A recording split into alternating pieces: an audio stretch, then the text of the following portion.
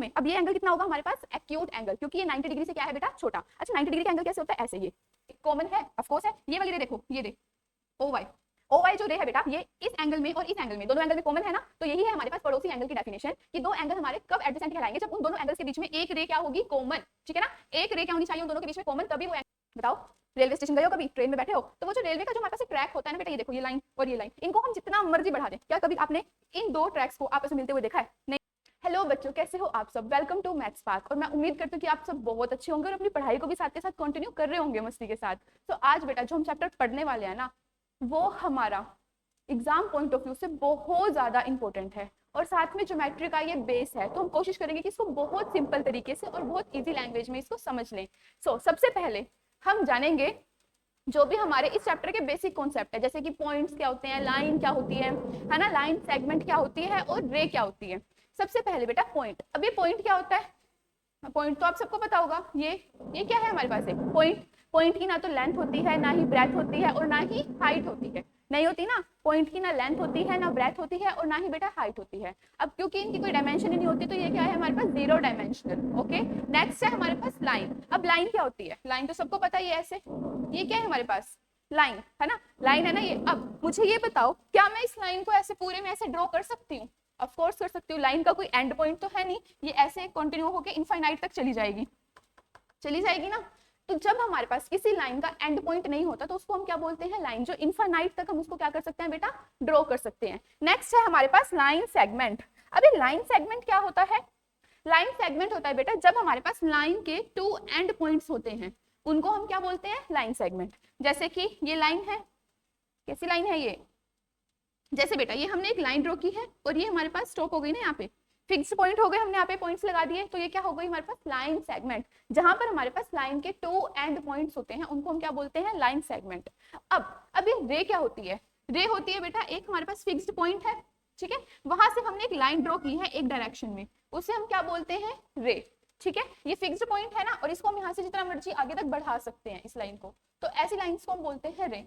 I hope इतना आपको समझ आया होगा। पॉइंट क्या होता है? पॉइंट की ना तो लेंथ होती है, ना ब्रेथ होती है और ना ही हाइट होती है, तो वो क्या है हमारे पास? टू डायमेंशनल नहीं है, वो है जीरो डायमेंशनल। ओके, पॉइंट क्या है हमारे पास? Zero dimensional. नेक्स्ट आती है हमारे पास लाइन। जो लाइन है उसको उसका कोई एंड पॉइंट नहीं होता, उसको हम इनफाइनाइट जितना मर्जी लंबा ड्रॉ कर सकते हैं, ठीक है। लेकिन जो लाइन सेगमेंट होती है बेटा, लाइन सेगमेंट क्या होती है? लाइन सेगमेंट के टू एंड पॉइंट्स होते हैं हमारे पास। और नेक्स्ट है हमारे पास रे। रे का एक फिक्स्ड पॉइंट होता है और उससे हम एक ही डायरेक्शन में लाइन को क्या करते हैं? ड्रॉ करते हैं, और उसी को क्या कहा जाता है? रे। अब रे से ही हम समझते हैं, ये हमारे पास एक रे है। सेम ऐसे ही अगर हम यहाँ से ऐसे एक और रे को ड्रॉ कर दें इसी फिक्स्ड पॉइंट से, ये एक ही फिक्स्ड पॉइंट है हमारे पास, तो ये जो हमारे पास ये बना है ना, इसको हम क्या बोलते हैं बेटा? एंगल। दोबारा समझते हैं, देखो ये हमारे पास एक रे है, ऐसे देखो दिखाई दे रही है सबको, ये हमारे पास इसका एक फिक्स्ड एंड पॉइंट है, ठीक है। अब यहाँ से हमने इसी पॉइंट से हमने एक और रे ड्रॉ की है ऐसे। अब ये जो बना है ना हमारे पास, इसको हम क्या बोलते हैं बेटा? एंगल। क्या बोलते हैं हम इसे? एंगल। पढ़े हैं ना सबने एंगल, 90 डिग्री एंगल, पता है क्या होता है? ठीक है, इतना समझ में आया? एंगल। अब हम पढ़ते हैं क्लासिफिकेशन ऑफ एंगल, कि हमारे पास एंगल कौन कौन से टाइप के होते हैं। तो बेटा एंगल हमारे पास चार टाइप्स के हम पढ़ रहे हैं अभी के लिए। Acute angle, right angle, reflex angle and obtuse angle. अच्छा सबसे पहले है एक्यूट एंगल। एक्यूट एंगल किसे कहते हैं बेटा? जो एंगल हमारा 90 डिग्री से छोटा होता है उस एंगल को क्या बोलते हैं हम? Acute angle. अब इसके लिए हम इसे समझते हैं, देखो ये आपको ये दिखाई दे रहे हैं यहाँ पर, ये हमारे पास टू लाइंस है, ठीक है ना, ये इनका फिक्स्ड पॉइंट है यहाँ पर। अब ये दोनों एक दूसरे के ऊपर है, तो यहाँ पे हमारे पास कोई एंगल नहीं बन रहा है, तो इसको क्या कहेंगे? 0 डिग्री एंगल, ठीक है। अब हम ऐसे इसको ऊपर लेकर चलते हैं, ये दिख रहा है तुम्हें? अब ये एंगल कितना होगा हमारे पास? एक्यूट एंगल, क्योंकि ये 90 डिग्री से क्या है बेटा? छोटा। अच्छा 90 डिग्री का एंगल कैसे होता है? ऐसे, ये देखो, ये दिखाई दे रहा है तुम्हें? ये दिखाई दे रहा है ऐसे, ये क्या है हमारे पास? 90 डिग्री का एंगल, ठीक है। अभी जो 90 डिग्री का एंगल है ना, इससे छोटे जितने भी एंगल होंगे, देखो ये 90 डिग्री से छोटा है ना, यहाँ पे देखो ऐसे, ये भी क्या है हमारे पास? 90 डिग्री से छोटा हो गया, ये भी क्या है? 90 डिग्री से छोटा। तो जो एंगल हमारे 90 डिग्री से छोटे होते हैं ना, उनको हम क्या बोलते हैं? Acute angle. और 90 डिग्री के एंगल को क्या कहा जाता है? Right angle. क्या बोलते हैं 90 डिग्री के एंगल को हम? Right angle. चलो अब 90 डिग्री तक तो हो गया है। अब 90 डिग्री से जो बड़े एंगल होते हैं उनको क्या कहा जाता है? देखो अब यहाँ तक ये 90 डिग्री है ना, अब ऐसे देखो 90 डिग्री से बड़ा हो गया ना ये एंगल, ये वाला, इनको क्या कहेंगे हम?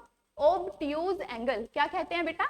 Obtuse angle. ऐसे ये देखो, ये भी क्या है हमारे पास 90 डिग्री से बड़ा है, ये भी ऑब्ट्यूज है, ये भी ऑब्ट्यूज है, ये भी ऑब्ट्यूज है, ठीक है ना।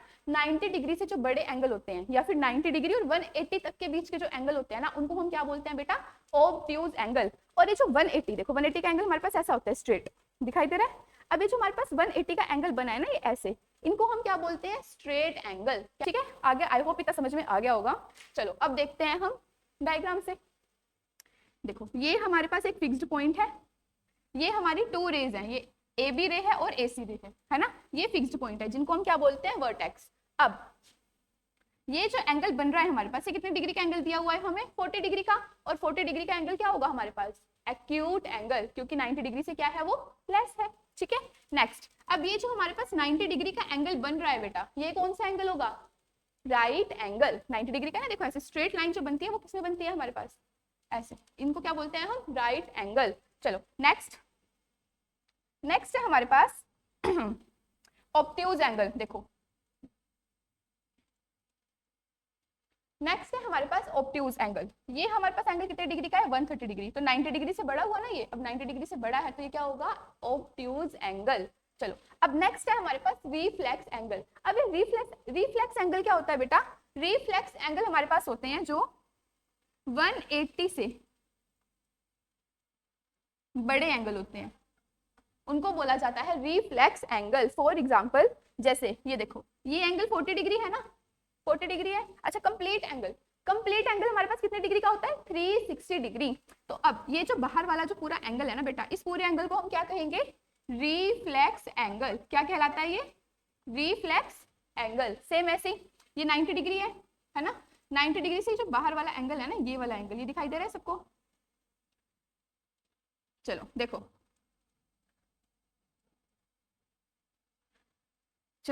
ये वाला एंगल दिखाई दे रहा है सबको, बाहर वाला एंगल, ये भी क्या कहलाया जाएगा हमारे पास, रिफ्लेक्स एंगल। ये है हमारे पास रिफ्लेक्स एंगल। चलो अब ये 130 है, इसका ये जो बाहर वाला एंगल है, ये भी क्या होगा हमारे पास, रिफ्लेक्स एंगल। ये वाला एंगल देखो, ये भी क्या होगा हमारे पास, रिफ्लेक्स एंगल। अब सेम जो एंगल हमारे 180 डिग्री से बड़े एंगल होते हैं, ठीक है, उनको हम क्या कहते हैं, रिफ्लेक्स एंगल। आई होप आपको टाइप्स ऑफ एंगल तो अच्छे से समझ में आ गया होगा। नेक्स्ट है हमारे पास पेयर्स ऑफ एंगल। अब ये पेयर्स ऑफ एंगल क्या होते हैं, अभी तक हम सिंगल एंगल की बात कर रहे थे, है ना, अब हम दो एंगल्स की बात करेंगे एक साथ कि वो क्या कहलाएंगे। चलो देख, अब समझते हैं कि एडजेसेंट एंगल क्या होते हैं। पहले कॉमन लैंग्वेज में समझते हैं, एडजेसेंट एंगल मतलब पड़ोसी एंगल, दो एंगल जो एक दूसरे के क्या हो, पड़ोसी, ठीक है। अब ये पड़ोसी की डेफिनेशन क्या है बेटा, वो ध्यान से समझना। पड़ोसी की डेफिनेशन, अब एंगल तो देखो, पड़ोसी एंगल तो ये भी हो सकते हैं, एक एंगल ये है हमारे पास, है ना, इसको ए मान लिया, एक एंगल हमारे पास ये है बी, है ना, पड़ोसी तो ये भी हो सकते हैं। तो ये पड़ोसी एंगल की एग्जैक्ट डेफिनेशन क्या है, पहले वो समझो। हम पड़ोसी एंगल जो बोल रहे हैं ना बेटा, उसकी भी हमारे पास एक कंडीशन है कि वो पड़ोसी तो हो, बट वो पड़ोसी कैसे होंगे, वो पड़ोसी तभी कहलाए जाएंगे जब उनके बीच में एक आर्म कॉमन होगी। फॉर एग्जांपल ये एंगल सबको दिखाई दे रहा है यहाँ पर, है ना, एक एंगल हमारे पास ये है ए और दूसरा एंगल है हमारे पास ये बी। क्या इनके बीच में कोई रे कॉमन है, ऑफ कोर्स है। ये वाली रे देखो, ये रे ओ वाई जो रे है बेटा, ये इस एंगल में और इस एंगल में, दोनों एंगल में कॉमन है ना, तो यही है हमारे पास पड़ोसी एंगल की डेफिनेशन कि दो एंगल हमारे कब एडजेसेंट कहलाएंगे, जब उन दोनों एंगल्स के बीच में एक रे क्या होगी, कॉमन, ठीक है ना, एक रे क्या होनी चाहिए उन दोनों के बीच में, कॉमन, तभी वो एंगल क्या कहलाएंगे हमारे पास, एडजेसेंट एंगल। इतना समझ में आया। अब इस एंगल को तो हम ऐसे भी बना सकते हैं ना, देखो ये हमारे पास एक एंगल है, इसको मान लिया हमने ए, ये हो गया हमारे पास बी और ये है हमारे पास सी, ठीक है, और एक रे हमने यहाँ से ऐसे लगाई है, ठीक है, इसे नाम दे दिया हमने डी। चलो ये एंगल यहाँ से यहाँ तक का एंगल हमारे पास ए है। चलो देखो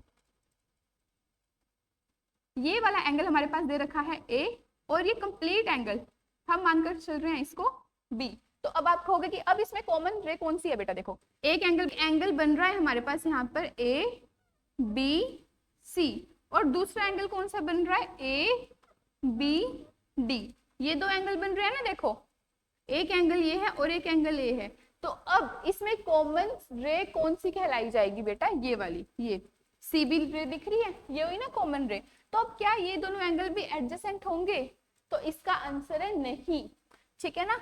अब कॉमन, अब आप बोलोगे कि कॉमन तो है मैम, ये रे तो कॉमन ही है हमारे पास, लेकिन बेटा ये रे कॉमन है, बट ये जो दोनों रेज है ना ये एक ही साइड आ रही हैं। अगर रेज एक ही साइड आएंगी तो वो एडजेसेंट एंगल नहीं कहलाते। यहाँ देखो, यहाँ ये रे कॉमन है ना, बट ये जो दूसरी रेज है ये अपोजिट डायरेक्शन में है, इसलिए ये हमारे पास क्या है, एडजेसेंट एंगल। आई होप इतना अब आपको समझ आ गया होगा। चलो अब कुछ इनमें टर्म्स भी समझ लेते हैं। अब कुछ बेसिक टर्म्स हैं जो हमने समझनी है।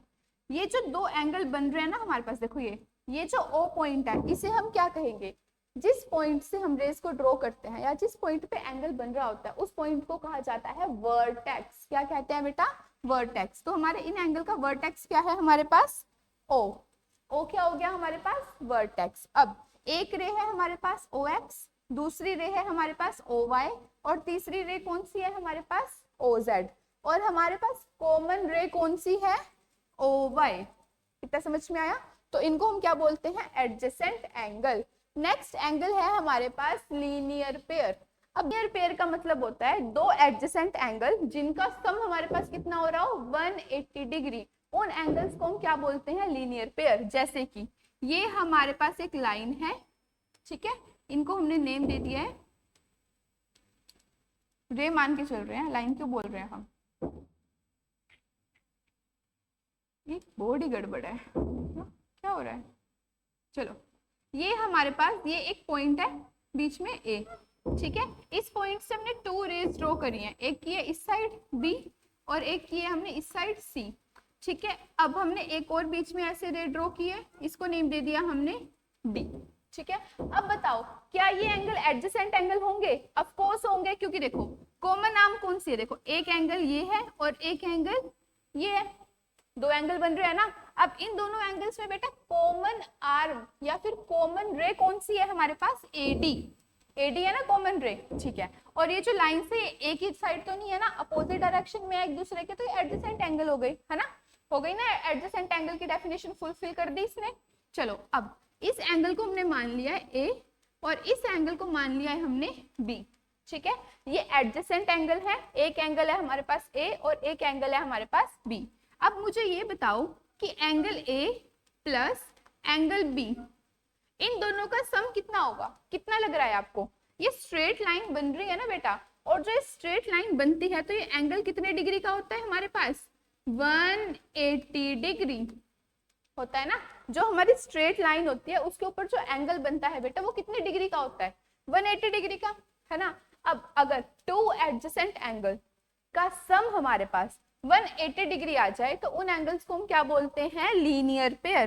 क्या कहलाता है वो एंगल हमारे पास, लीनियर पेयर। इतना समझ में आया। चलो अब देखो ध्यान से, ये टू एंगल्स हैं, है ना, इन दोनों का सम देखो यहाँ पे, ये कंप्लीट हमारे पास एक स्ट्रेट लाइन बना रहा है ना, तो ये कौन से एंगल हुए हमारे पास, लीनियर पेयर। Very good. चलो नेक्स्ट है हमारे पास वर्टिकल अपोजिट एंगल। अब ये वर्टिकल अपोजिट एंगल क्या होते हैं बेटा, जब टू लाइंस एक दूसरे को क्या करती हैं, ऐसे काट देती हैं, इंटरसेक्ट करती हैं, ठीक है। ये दिखाई दे रही है आपको लाइन, एक लाइन हमारे पास ये है और एक लाइन हमारे पास ये है, ठीक है। ये टू लाइंस, अभी हमने इन दो लाइंस पे फोकस करना है। ये टू लाइंस एक दूसरे को क्या कर रही हैं, ऐसे इंटरसेक्ट कर रही है ना, काट रही हैं एक दूसरे को। तो जब दो लाइंस एक दूसरे को काटती हैं तो उनके जो वर्टेक्स से जो ऐसे एंगल बनते हैं ना बेटा, ये अपोजिट एंगल्स क्या होते हैं हमारे पास, इक्वल। ओके ये जो अपोजिट एंगल हमारे पास बन रहे हैं ना, ये वर्टिकली जो अपोजिट है एंगल, ये क्या होते हैं, इक्वल, इसलिए इनको क्या बोला जाता है, वर्टिकली अपोजिट एंगल। इतना समझ में आया। चलो देखो अब मुझे बताना जरा, सभी एंगल्स का सम कितना होगा, सम कितना होगा बेटा, angle 1 plus angle 2 plus angle 3 plus angle 4। अगर सभी एंगल्स का सम करेंगे तो कितना आता है हमारे पास, 360 डिग्री, ठीक है ना। कितना आता है, 360 डिग्री। देखो सबको प्लस करेंगे तो कंप्लीट एंगल बन जाएगा, और कंप्लीट एंगल हमारे पास क्या होता है, 360 डिग्री, ठीक है। हमारे पास parallel lines and transversal line, ये पैरेलल लाइन क्या होती है और ट्रांसवर्सल लाइन क्या होती है, ठीक है। जो दो लाइंस हमेशा एक दूसरे के पैरेलल चलती हैं, ठीक है, जितना मर्जी आगे, इनको आगे हम जितना मर्जी बढ़ा दें, ठीक है, इनको जितना मर्जी बढ़ा दें, ये कभी जाके नहीं मिलती, ठीक है। इन लाइन, ऐसी लाइंस को हम क्या बोलते हैं, पैरेलल लाइंस, ठीक है। यहाँ तक समझ में आया। ये लाइंस देखो, ये लाइन जितनी मर्जी आगे तक बढ़ा दो, ये वाली भी जितनी मर्जी बढ़ा दो, क्या कभी मिलेंगी, नहीं मिलती। क्या आपने रियल लाइफ में पैरेलल लाइंस का कोई एग्जांपल देखा है, बताओ। रेलवे स्टेशन गए हो कभी, ट्रेन में बैठे हो, तो वो जो रेलवे का जो हमारे पास एक ट्रैक होता है ना बेटा, ये देखो ये लाइन और ये लाइन, इनको हम जितना मर्जी बढ़ा दें, क्या कभी आपने इन दो ट्रैक्स को आपस में मिलते हुए देखा है, नहीं ना। ये जो यहाँ पे मिल रही है नेक्स्ट ट्रैक है ना, अगली लाइन आ रही है यहाँ पे, है ना। ये दो लाइंस आपस में नहीं मिलती, जितना मर्जी बढ़ा दो इनको, ठीक है। तो ऐसी लाइंस को ही हम क्या बोलते हैं, पैरेलल लाइंस, जो आपस में नहीं मिलती, जितना मर्जी उनको बढ़ा दो। नेक्स्ट होती है हमारे पास ट्रांसवर्सल लाइन। अब ये ट्रांसवर्सल लाइन कौन सी होती है, देखो क्या है, ये पैरेलल लाइंस है ना। अब ये जो हमने ऊपर से ये लाइन ऐसे ड्रॉ की है ना, इसके ऊपर ऐसे, वो क्या कर दी, अब ये जो लाइन है हमारे पास, ये दोनों पैरेलल लाइंस को क्या कर रही है, काटते हुए जा रही है ना। तो ये क्या होगी हमारे पास, इस लाइन को क्या कहेंगे, ट्रांसवर्सल लाइन। जो दो पैरेलल लाइंस को काटते हुए लाइन जाती है, उनको क्या बोलते हैं, ट्रांसवर्सल लाइन। जैसे कि यहाँ देखो, ये लाइन, ये ट्रैक और ये ट्रैक पैरेलल चल रहा है, बट ये जो आ रही है यहाँ से, ये देखो, ये क्या है, दोनों को काटते हुए जा रही है, तो ये क्या होगी हमारे पास, ट्रांसवर्सल लाइन। अब हम पढ़ेंगे कि जो ट्रांसवर्सल लाइन है, उससे हमारे पास अलग अलग टाइप के जो एंगल्स बनते हैं। अब हम उनके बारे में पढ़ना स्टार्ट करते हैं। सबसे पहले बनते हैं हमारे पास कोरेस्पोंडिंग एंगल। कौन से, कोरेस्पोंडिंग एंगल। अब ये कोरेस्पोंडिंग एंगल होते कौन से हैं और इनकी प्रॉपर्टी क्या होती है बेटा, है ना। अब इनकी प्रॉपर्टी क्या होती है और ये होते क्या है। अगर हम देखो, दो लाइंस हमने पैरेलल ड्रॉ की हैं, एक लाइन ये हो गई और एक लाइन हमारे पास ये हो गई, ठीक है। यहां से ये कौन सी लाइन आई है हमारे पास, ट्रांसवर्सल लाइन, ठीक है। अब ये ट्रांसवर्सल लाइन आई है। अब ये जो ट्रांसवर्सल लाइन आई है ना बेटा, यहाँ पे जो एंगल बनेगा, इसको मान लो हमने 1 दे दिया नेम, ठीक है। अब और जो यहाँ पर एंगल बनेगा, इसको नेम दे दिया 2। ये दोनों एंगल्स क्या होंगे, इक्वल। और इन्हीं एंगल्स को क्या कहा जाता है हमारे पास, कोरेस्पोंडिंग एंगल। एंगल 1 किसके इक्वल हो जाएगा, एंगल 2 के। और इन्हीं एंगल्स को क्या कहते हैं हम, कोरेस्पोंडिंग एंगल। सेम ऐसे इधर देखो, ये हो जाएगा हमारे पास एंगल 3 और ये हो जाएगा हमारे पास एंगल 4।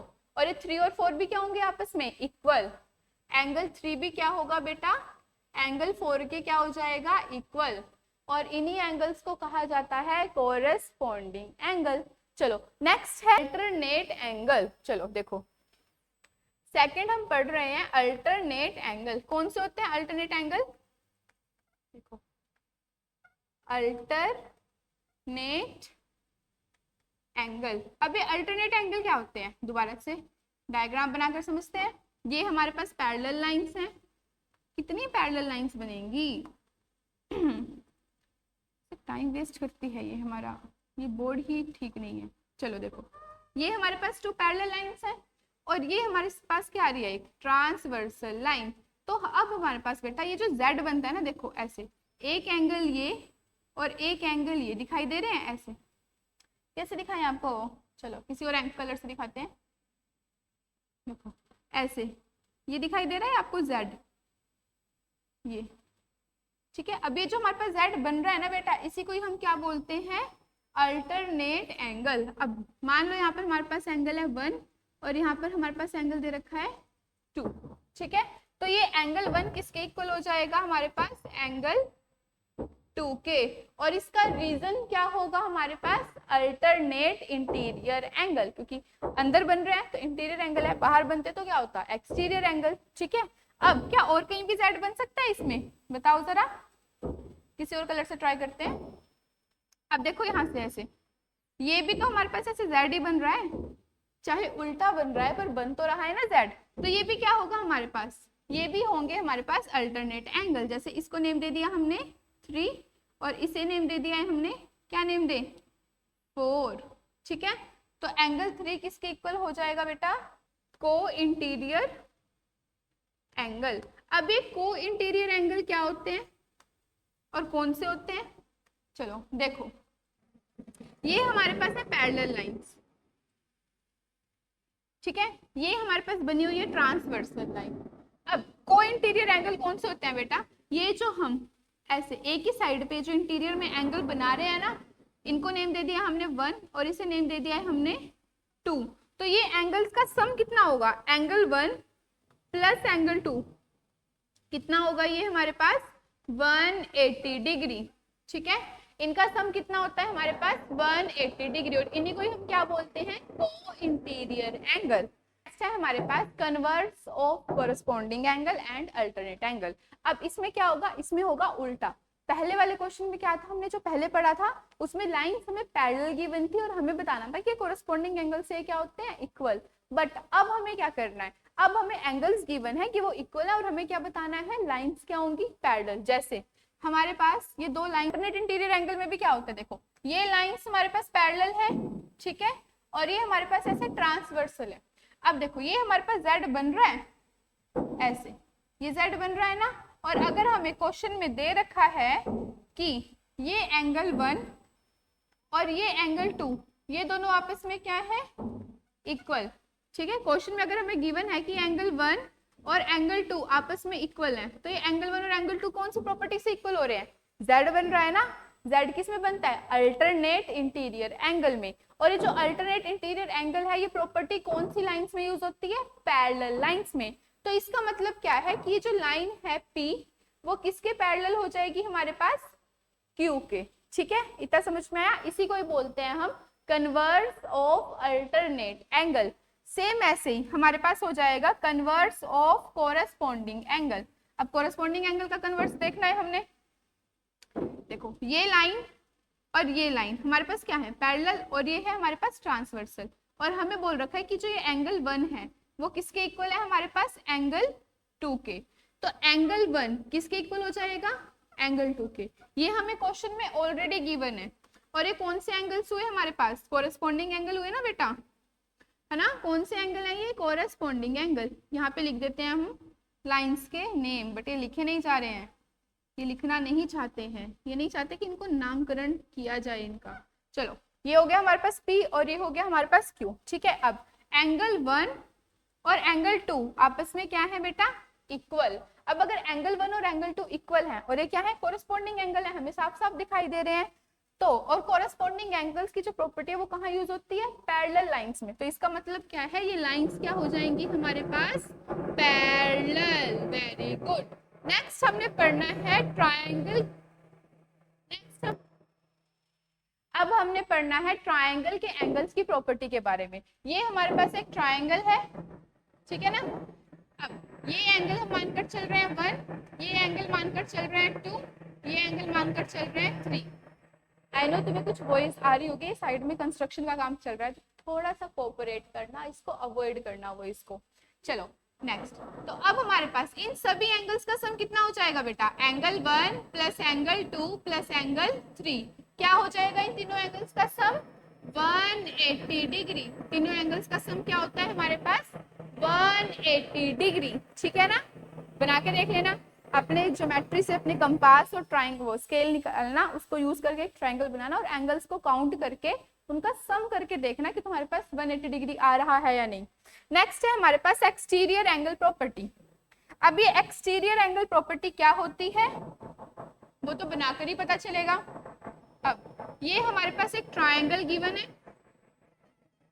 ठीक है, इसको हमने आगे तक हमने लाइन को क्या कर दिया, एक्सपैंड कर दिया, नेम दे दिया ट्रायंगल का A B C D। ठीक है ना। अब एंगल्स का नामकरण कर देते हैं। ये एंगल हो गया हमारे पास एंगल 1, दोबारा लिखते हैं,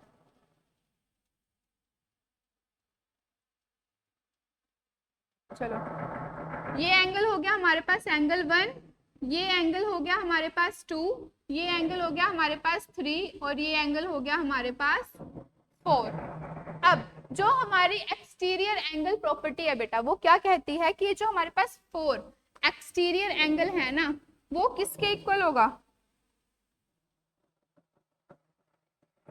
ये जो हमारा एक्सटीरियर एंगल है 4 ये हमारे पास किसके इक्वल होगा बेटा, सम ऑफ दीज इंटीरियर एंगल्स। ये जो अपोजिट साइड है ना, ये एंगल 1 प्लस एंगल 2 इन दोनों के सम के क्या होगा, ये इक्वल। इसी को ही बोलते हैं हम exterior angle property of triangle, कि ये जो एक्सटीरियर एंगल है वो किन एंगल्स के सम के इक्वल होगा, इन दोनों के। अगर मैं यहाँ पर इसे एक्सटेंड करके यहाँ पर कोई एंगल बनाती हूँ 5, अब वो 5 किसके इक्वल होगा बताना जरा। ये जो 5 एंगल है ये किनके सम के इक्वल होगा, 2 + 3, एंगल 2 + 3 के।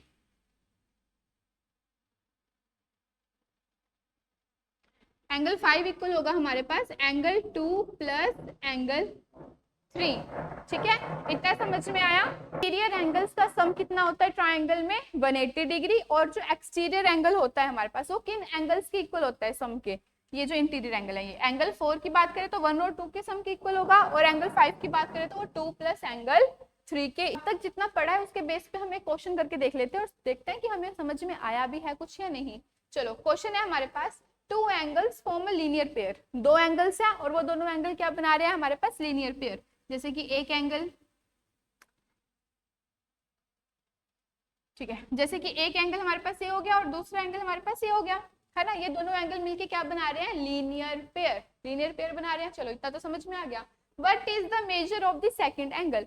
एक एंगल हमें दे रखा है 75 डिग्री, तो हमें बताना है कि सेकंड एंगल कितना होगा। चलो सॉल्व करते हैं। हमें इसको नाम दे दिया हमने, इस एंगल को मानकर चल रहे हैं हम बी, तो 75 डिग्री प्लस एंगल बी, इन दोनों का सम कितना होगा हमारे पास, 180 डिग्री। चलो, एंगल बी निकालना है ना, 75 यहाँ प्लस का है, उस साइड जाएगा तो क्या होगा, माइनस। तो 180 डिग्री माइनस 75। अब नहीं तुम मुझे मैसेज करके बताओगे कि एंगल बी कितना आया। 180 में 75 को माइनस करो, 105 डिग्री। तो एंगल बी हमारे पास कितना आ गया है, 105 डिग्री। तो आई होप आपको ये लाइंस एंड एंगल्स के जो बेसिक कॉन्सेप्ट्स थे वो आपको समझ में आ गए होंगे। एंगल्स के बारे में अब आपको बहुत इन्फॉर्मेशन मिल गई होगी। मिलते हैं अब आपसे नेक्स्ट वीडियो में।